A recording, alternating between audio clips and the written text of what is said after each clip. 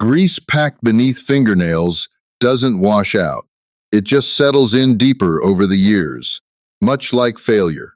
Ray had exactly $42 in his checking account and an eviction notice taped to his shop door when a stalling Harley sputtered into his lot.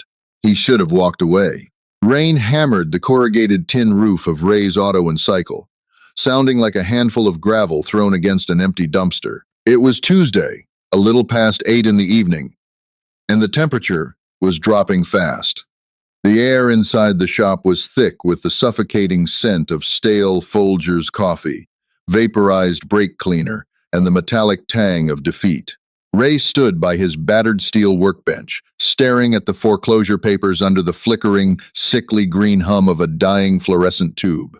The paper was crisp, too clean for this place. The bank's logo in the corner looked like a gravestone.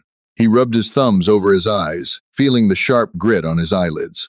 54 years old, 30 of them spent busting knuckles on engine blocks, inhaling exhaust fumes, and destroying his lower back. And this was the sum total of his existence. A stack of unpaid invoices from parts suppliers, a rusted-out tool cabinet, and a bank seizing his property by Friday morning. He picked up a half-empty bottle of cheap domestic beer, took a sip of the lukewarm liquid, and spat it into a greasy oil drain pan near his boots. Out in the dark yard, a heavy V-twin engine coughed, choked, and backfired loudly enough to rattle the single-pane windows in their dry-rotted frames. Ray didn't move. He told himself he was closed. He told himself the faded plywood sign, zip-tied to the chain-link fence, said so. Let them call a tow truck. Let them be someone else's problem.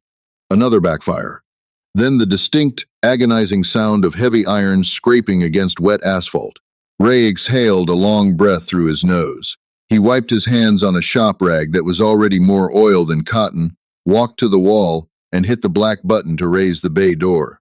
The chain motor groaned, its gears grinding as it lifted the metal curtain. Cold rain blew in immediately, carrying the smell of wet earth and unburned hydrocarbons.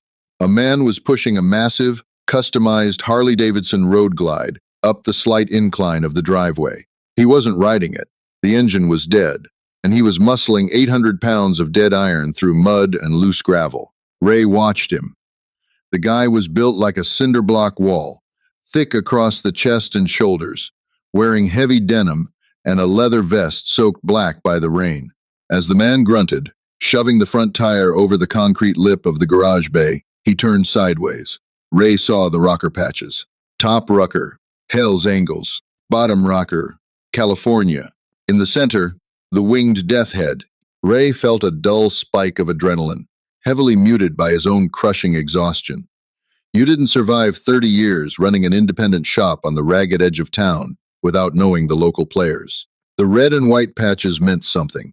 Usually, they meant trouble. They meant noise, attitude, and a crowd you didn't want owing you favors or holding grudges. Tonight, it just meant more work Ray wasn't going to get paid properly for. The biker shoved the kickstand down. It clanged sharply against the concrete. Water poured off his helmetless head, soaking his thick, graying beard. He stood there, chest heaving, dirty water pooling around the soles of his heavy boots. Closed, Ray said. His voice sounded like sandpaper dragging across wood. The biker looked up. His eyes were pale blue, bloodshot, and framed by deep lines carved by wind and thousands of highway miles. Bike's dead. Need a bay. Need a wrench. Shop shut down, Ray replied, gesturing vaguely to the foreclosure notice resting on the workbench. Permanently. Go find a dealership in the morning. I'm not waiting till morning, the biker said. It wasn't a threat. It was just a statement of fact, delivered flatly. He reached into his wet vest and pulled out a pack of cigarettes. They were soaked through. He cursed, crushed the pack in his massive fist, and threw it into the corner of the shop. Stator's shot. Maybe the rotor, too. Fried the battery 10 miles back. Kept it alive on a jump pack until that melted down in the saddlebag. Ray looked at the bike.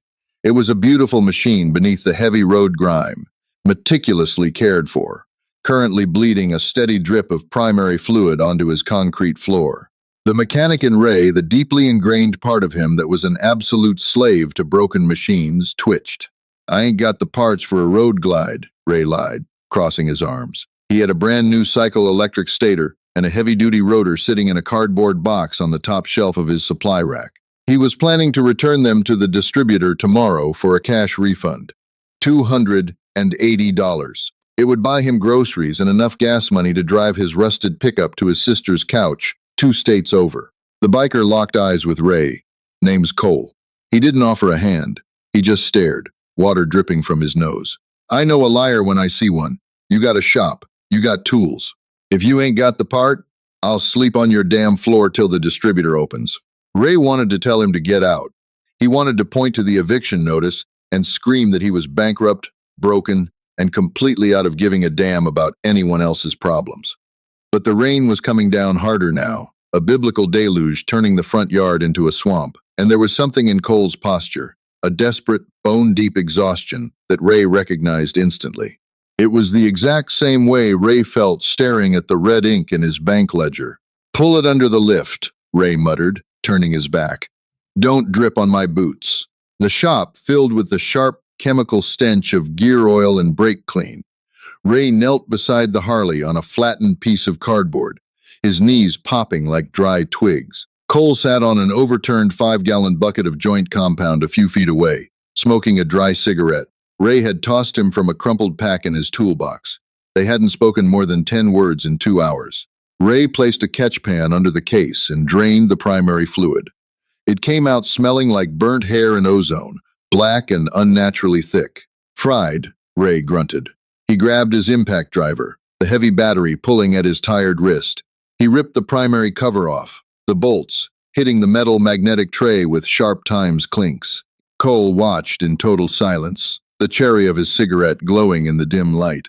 Inside the case, the stator was a charred mess of copper wire, melted plastic, and misery.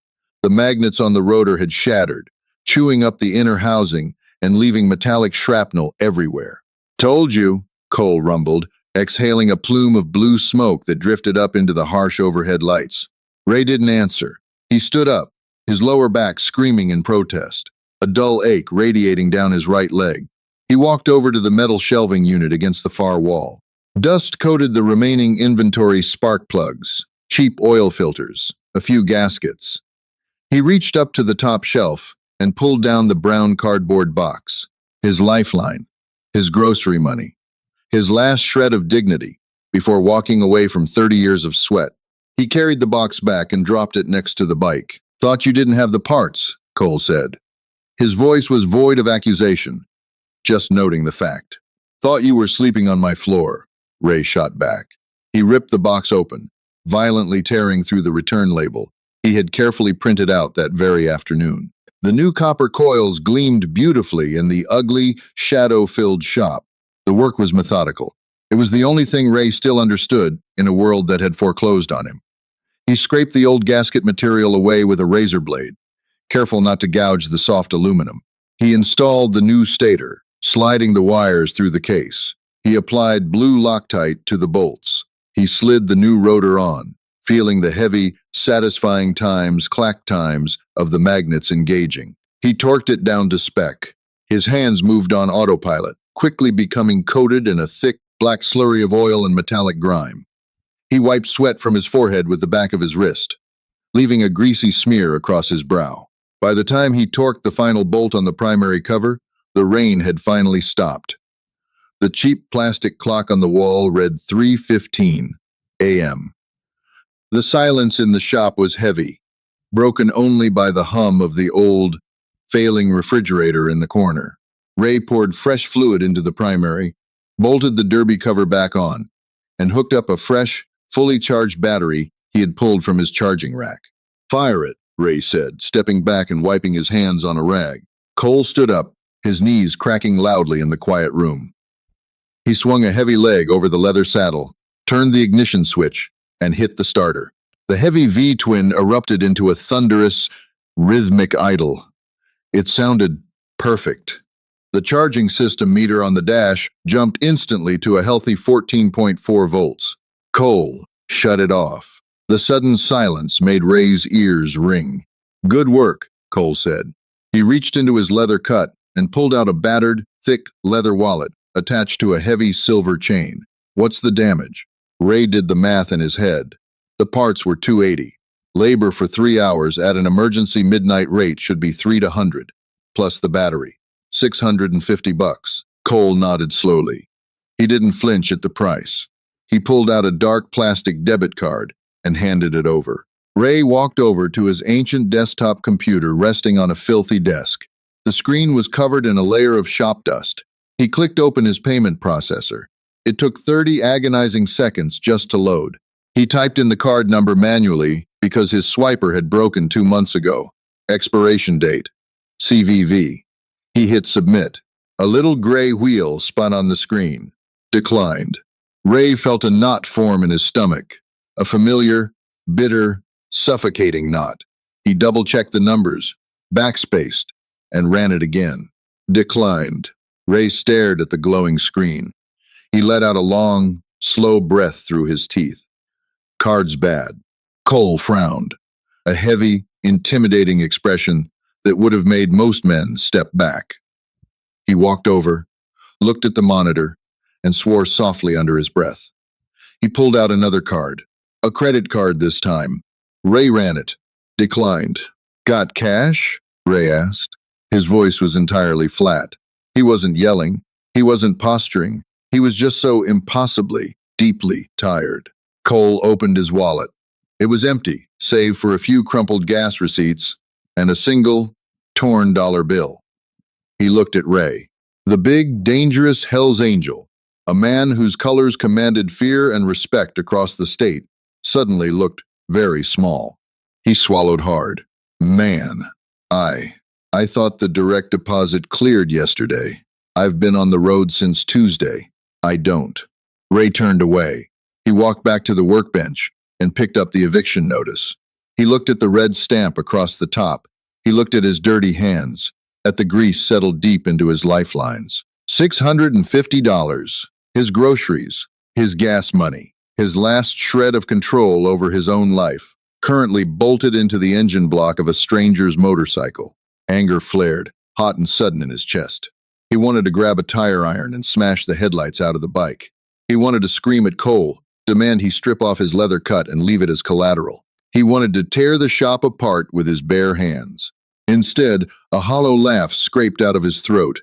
It sounded like metal tearing. Of course, Ray whispered to the empty room. Of course. He crumpled the eviction notice into a tight ball and threw it into the trash can. Look, Cole said, his voice hardening as he tried to regain his pride. I'll make some calls. My brothers will wire the cash. You'll get your money. Just give me an hour. Who you gonna call at 4 in the morning? Ray snapped, spinning around. The anger vanished as quickly as it came, immediately replaced by the crushing weight of reality. Your brother's gonna Western Union it to a closed-down shop? Bank seizes this place on Friday. Cole's jaw tightened, the muscles ticking under his beard. I don't stiff people on debts. Yeah, well, neither did I. And look where it got me, Ray said, pointing a greasy finger at the empty bays, the peeling paint on the walls, the overall decay of his life's work. Ray walked over to the bay door and hit the button. The chain motor groaned again, pulling the metal curtain up to reveal the freezing, pre-dawn darkness. Fog rolled off the wet pavement. Get it out of here, Ray said. Cole didn't move. He stood planted on the concrete. I owe you $650. You owe a ghost, Ray replied, walking back to his bench and picking up a rag, aggressively wiping grease off hands that would never really be cleaned. Shop's closed. Company doesn't exist anymore. I don't exist anymore. Just get on the damn bike and ride. Cole stood there for a long moment. He looked at the repaired motorcycle, then at Ray's slumped shoulders. There was no simple gratitude in Cole's eyes, just a complex, heavy silence. He didn't say thank you. Thank you would have been cheap. Thank you was for holding a door open, not giving away your last dollar to a stranger in the middle of the night. He zipped up his leather cut, strapped his helmet on, and swung onto the bike. He fired the engine. Over the rumble, he looked at Ray one last time. I don't forget, Cole yelled over the exhaust. Ray just waved him off without turning around. He didn't watch Cole ride out. He just listened to the V-twin fade into the distance until there was nothing left but the sound of water dripping from the tin roof. Ray slumped into his ripped office chair, utterly broke, profoundly alone, and feeling like the biggest sucker left on earth. Sunlight didn't do Ray's shop any favors. It just exposed the dust. Thursday morning broke with a dull, gray chill that seeped right through the cinder block walls. Ray woke up on the sagging army surplus cot in his back office, his spine feeling like a rusted chain. His mouth tasted like pennies and old coffee. He lay there for a long time, staring at the water stains on the ceiling tiles, tracking the yellow rings shaped like broken continents. Tomorrow, Friday morning, the sheriff's deputies would pull up in their clean white cruisers, hand him a piece of paper, and snap a padlock on the chain-link gate. 30 years. Gone. Reduced to an auction lot number, Ray swung his legs over the edge of the cot. His knees popped in the quiet room. He walked out into the main bay, his boots scuffing against the oil-stained concrete. The air was dead. The heavy scent of gear oil from last night's job still lingered, an acidic, metallic tang that settled in the back of his throat. He looked at the spot where Cole's Harley had been parked. A few fresh drops of water and a tiny smear of anti-seize paste on the floor were the only proof the biker had even existed. Idiot, Ray muttered to himself. He didn't know if he was talking to Cole or himself. He walked over to his red snap-on tool chest. It was the only thing of real value he owned, scarred with scratches and faded stickers from parts brands that had gone bankrupt a decade ago. He pulled open the top drawer. The ball bearings whined. Ray started pulling wrenches. He wiped each one down with a greasy red rag before tossing it into a faded canvas duffel bag. A 3/4-inch box wrench, the half-inch drive ratchet he'd bought in 1996. Tools that felt like extensions of his own arms. Packing them felt like cutting off fingers. He was halfway through the socket drawer when the floorboards vibrated. It wasn't a sound at first. It was a physical pressure. The loose tin panels on the roof began to hum, a low, resonant frequency that rattled a stray socket off the edge of the workbench. It hit the concrete with a sharp times ting. Ray froze. He turned toward the open bay door. The vibration thickened into a deep, guttural roar. Not one engine, a pack. Ray wiped his hands on his jeans, stepping out into the gravel lot. The morning fog was still burning off the blacktop of the county road, and cutting through it was a tight formation of heavy iron. 12 motorcycles. They moved with military precision, staggered and tight, headlights cutting through the gray mist. They slowed, turning off the asphalt and crunching onto Ray's property. The noise was deafening, a chaotic symphony of straight pipes and heavy V-twins. The smell of unburned hydrocarbons, hot oil, and exhaust fumes washed over the yard, thick enough to taste. Ray stood by the bay door, his heart kicking against his ribs in a heavy, uneven rhythm. He didn't run. There was nowhere to run to, and nothing left to lose anyway. They parked in a semicircle, effectively barricading the shop. Kickstands slammed down in unison. Engines were cut. The sudden silence left a ringing in Ray's ears. 12 men dismounted, heavy boots crunching on the gravel. They wore faded denim, heavy leather vests, and expressions carved out of granite. The red and white rockers on their backs were stark against the morning light. Hell's Angels. Ray swallowed dryly. He instinctively reached for a heavy tire iron resting on a barrel near the door, then stopped. If this was a problem, a tire iron wasn't going to fix it. From the center of the pack, Cole stepped forward. In the daylight, he looked older, the gray in his beard more prominent, the deep lines around his eyes etched with permanent fatigue.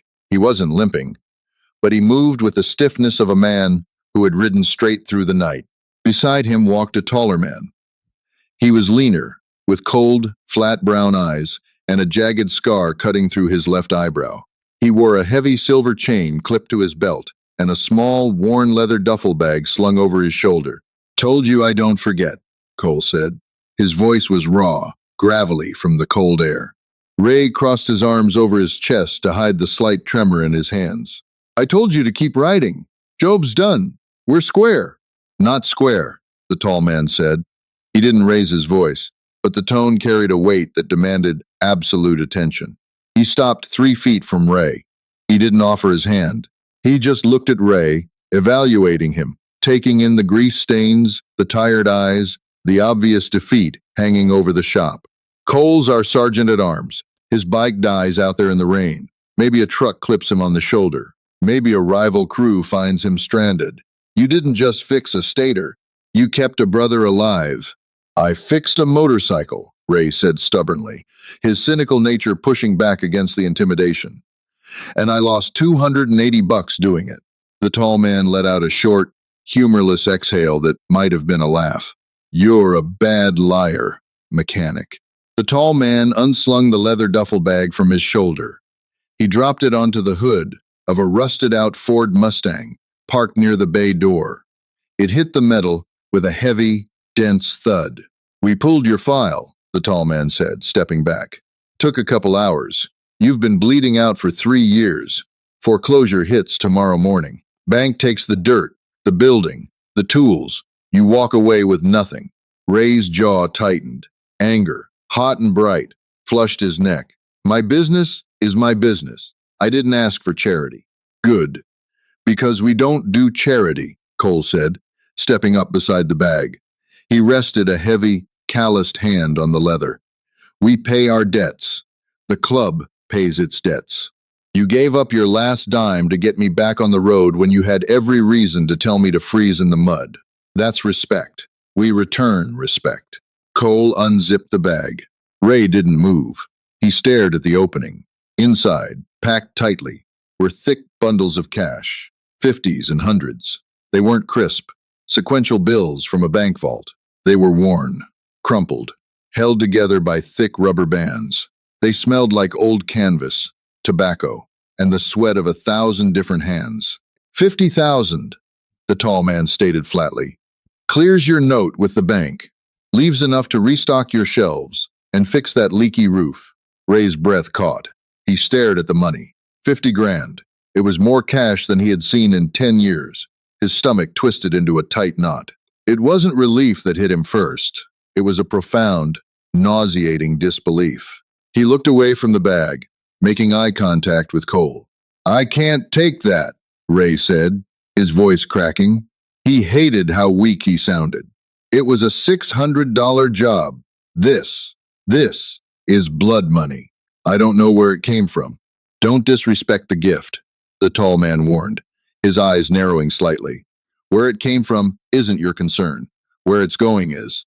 It's going to the bank tomorrow at 9 a.m. Ray shook his head, a bitter laugh escaping his lips. You think I want to owe the Hells Angels 50 grand? I'd rather sleep under a bridge. Cole stepped forward, closing the distance. He looked down at Ray, his blue eyes intense and entirely serious. You don't owe us a damn thing, Ray. The debt is settled. You take this bag, you pay the suits, and you keep turning wrenches. That's it. Nobody comes calling for favors. Nobody asks you to hide bikes or fence parts. You're a civilian who did right by the patch. This is the universe paying you back.